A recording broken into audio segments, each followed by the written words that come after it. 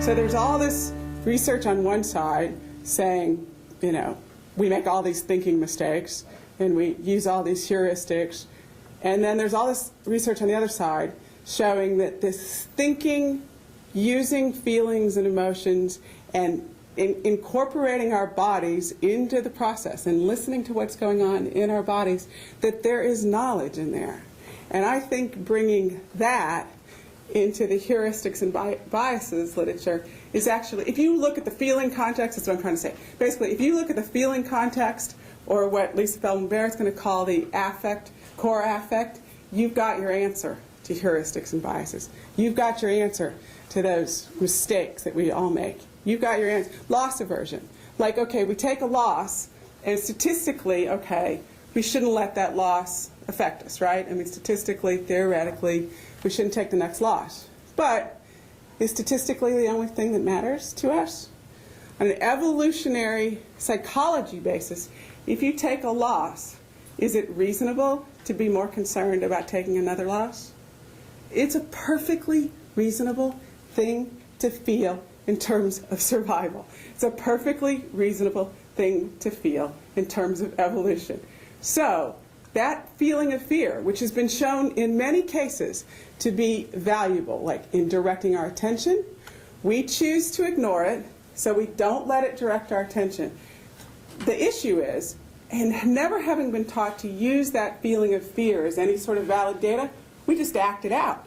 The problem isn't the feeling. The problem is in the world of cognitive and behavioral psychology, thinking and behaving and leaving out the emotions, we just act the emotions out as opposed to just feeling them and learning to analyze them the way the visual cortex is using them as data.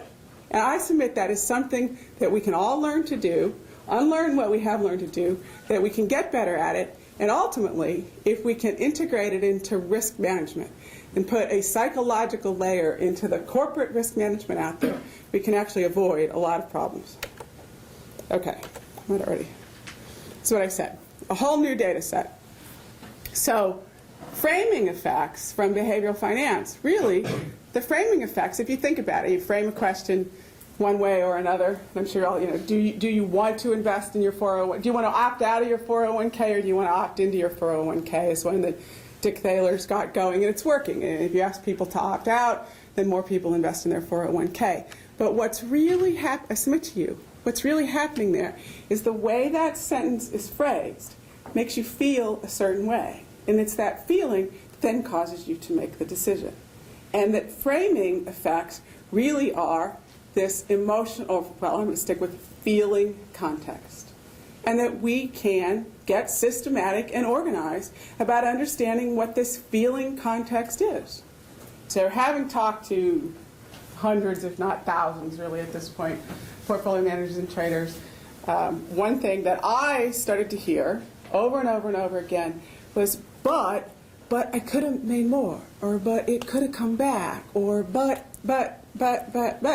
And it was always essentially fear of missing out. Now, when I first started hearing it, I was just like, wow, everybody's like really afraid of what's going to happen if they, get out of a trade or get out of an investment. Now, is it going to go further, or if it's against me, is it going to come back? Like, I was just struck by how often I heard it. And then I went to do some research and found out that, sure enough, research shows that the fear of future regret or fear of missing out is one of the most motivating feelings that we have. So that's why I said that's the one you can remember. So on a practical basis, whether you're looking at your 401k or you're looking at an asset allocation or anything in between, an irony of all of this is that a position that's working actually sends you into the fear of missing out just as much, if not more, and probably more, than a position where you're losing. And people don't expect this. You expect to, if you're losing, you expect to feel bad about it and maybe have to recover from it. Now, of course, you always, the problem with things like John Corzine and MF Global is going to come back, or all sorts of scenarios like that. When you are losing, you do say, well, it's going to come back. I don't want to get out now because, it'll probably come back. But you sort of expect to have to deal with the negative feelings there, and whatever level of emotional awareness you're operating at, you have some sort of mechanism for that, because we've all experienced it. What you don't expect is when asset classes or positions or trades are working, chances are you're going to feel fear of future regret more often than you're going to feel anything else, because no matter what you do, it's not going to turn out right. I mean, it's the rare occurrence where you get out of something and it's the perfect place to get out, right?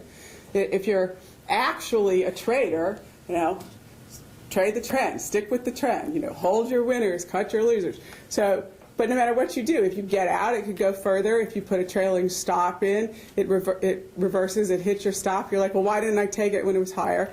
And you're just, a winning trade or winning investment or winning asset allocation essentially catapults you into this feeling state of fear of missing out, fear of future regret, which is shown in other research to be one of the most motivating feelings.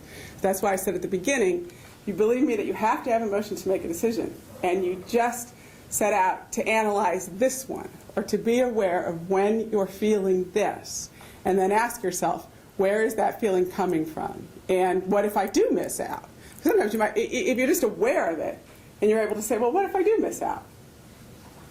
Then you might go, well, okay, I'm willing to miss out on X more upside to not risk X more downside. Or I'm willing to take this downside in order to possibly cap. But at least you're consciously aware of it, as opposed to trying to set that fear aside, which is what we've been told we're supposed to do. Then the price action moves the stock, bond, asset, whatever, in a certain way, and you act out that fear. And then you get out, and then you're like, why did I do that? Well, you did it because the core affect, the basic feeling context that you were never taught to use, analyze, think about, and you tried to avoid actually compelled you to act.